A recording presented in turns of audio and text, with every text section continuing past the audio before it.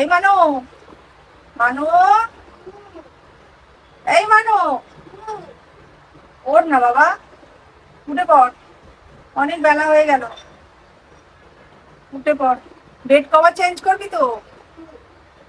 উঠে পড়, মেশিন চালাতে হবে আজকে। গুড মর্নিং, আরও একটি নতুন ব্লগে সকলকে অনেক অনেক ওয়েলকাম। সানডে সকাল মানে সবার আগে যেটা খেয়াল পড়ে সেটা হচ্ছে যে বেডশিট চেঞ্জ করা, আর তার সাথে ইনক্লুডিং আমার তো সাফ সাফাই লেগেই থাকে রোজের। আর ওই যে বেডশিট চেঞ্জ করার পর একটু ওই দেওয়ালগুলো মুছে নেবো আর পাখাটাও একটু ক্লিন করে নেবো, তো এই সব তো আমার চলতেই থাকে।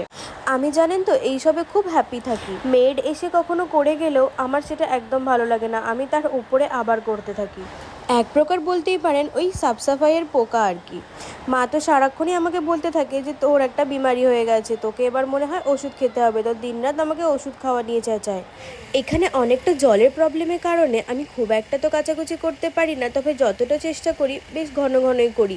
আমার তো মনে হয় সপ্তাহে সপ্তাহে কেন বেশ 2-3 দিন ছাড়া ছাড়াই আমি বেডশিট চেঞ্জ করব। আমার ব্ল্যাঙ্কেটগুলো প্রত্যেক 2 দিন ছাড়া ছাড়াই কাচবো, কার্টেনগুলো প্রত্যেক সপ্তাহে কাচবো, আমার এরকম ইচ্ছা খুবই হয়।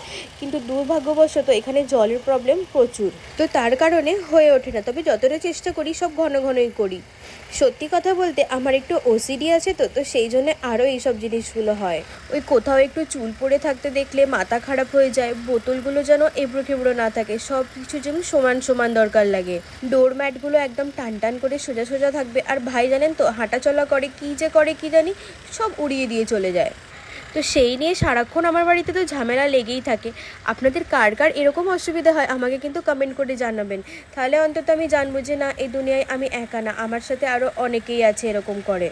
আর আপনারা যারা আমার আগের ভিডিওগুলো দেখেছেন আপনারা তো দেখেইছেন যে বিল্ডিংয়ের সামনে কীরকম কাজ হচ্ছে, তো তার কারণে এত ধুলো আসছে যে আমার তো আরোই মাথা খারাপ হয়ে যাচ্ছে। সারাক্ষণ এই ধুলোর জ্বালায় দরজা জানলা বন্ধ করে রাখতে হচ্ছে। এই সকালের টাইমটা যা একটু খুলে রাখি ব্যাস, তারপরে সোজা একদম সন্ধেবেলায় কাজ শেষ হলে তাই দরজা খুলি। ব্লু বেডশিটটা পাতা ছিল এর আগে, তো চোখের মধ্যে কীরকম যেন একটা নীল নীল হয়ে গেছে, তো ভাবলাম যে এবার একটু লাল পাতি। অনেকদিন ধরেই ইচ্ছা করছিল লাল বেডশিটটা পাতার। আমার ভীষণ প্রিয় এই বেডশিটটা, জানেন তো। আমাকে না একটু লাল অ্যাভয়েড করতে বলেছে, আর যেই থেকে অ্যাভয়েড করতে বলেছে সেই থেকে যেন আমার সব জিনিস একটু লালই বেশি ভালো লাগে। আর লাল এই গোলাপ গোলাপ চাদরটাও কিন্তু আমার খুব প্রিয়। মা ওইদিকে কিচেন সামলাচ্ছে আর আমি সকালে উঠে ঝটপট করে এই সাফ সাফাইয়ের কাজগুলো করে নিই। গল্প করতে করতে দেখুন আমার প্রায় বেডশিটটা পাতাও হয়ে গেছে, আর এখানে এই বালিশের কভারগুলোকে পরিয়ে নিচ্ছি। এগুলো যদিও বা বেশিরভাগ টাইমে আমাকে সোনাই হেল্প করে পড়াতে, কিন্তু আজকে যেহেতু এই যে ক্যামেরা চলছে তো ও তো এই ত্রিসীমানাতেই নেই। সব চারিদিকে পুরো লাল লাল হয়ে গেছে। দুঃখের বিষয় শুধু ব্ল্যাঙ্কেটটাই রেড পাইনি, বাকি তো বালিশের কভার থেকে আরম্ভ করে কার্টেন সবই রেড হয়ে গেছে।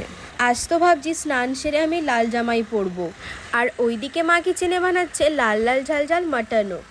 তো বলতে গেলে প্রায় সবটাই আজকে লাল দিয়েই শুরু হচ্ছে। মুম্বাইয়ে এসে থাকতে গেলে সবার আগে নিজেকে তৈরি রাখতে হবে জলের জন্য, যে এখানে জলের প্রবলেম কিন্তু সবসময়তেই থেকে থাকে। আবার এমন অনেক জায়গা আছে যেখানে কিন্তু প্রচুর অ্যাভেলেবেল জল, 24 ঘন্টায় প্রায় জল থাকে। তবে আমরা যা জল পাই কলকাতা থেকে লোকজন এলে সেটাকে মানিয়ে নিয়ে চলা কিন্তু অনেকটাই কঠিন। আমরা সময়ের সাথে সাথে অনেকটা নিজেকে মানিয়ে নিয়েছি, কষ্ট তো হয় কিন্তু কি আর করা যাবে, থাকতে গেলে এগুলোকে তো অ্যাকসেপ্ট করতেই হবে।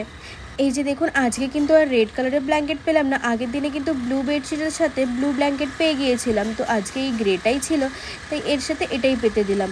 তো এটাও কিন্তু বেশ মন্দ লাগছে না। তো যাই এগুলো গিয়ে মেশিনে দিয়ে আসি, কারণ অনেকক্ষণ ধরেই মা মেশিনটা চালাবে বলে আমার জন্য অপেক্ষা করছিল। তো আমারও আস্তে আস্তে সব কাজ মিটে গেল, এবারে শুধু ঝাড়ুটা দিয়ে দিই তারপরেই ব্রেকফাস্ট করতে বসবো। ছোটোবেলার সানডেটা কিন্তু একদম অন্যরকম থাকতো, আর এই যে বড় হয়ে দেখুন সানডেটা পুরো রেসপন্সিবিলিটিতে ভরে যায়। আপনাদের সানডেগুলো কীরকম যায় আমাকে কিন্তু কমেন্ট করে জানাবেন, আর ভিডিওটা ভালো লাগলে একটা লাইক আর একটা শেয়ার করে দেবেন।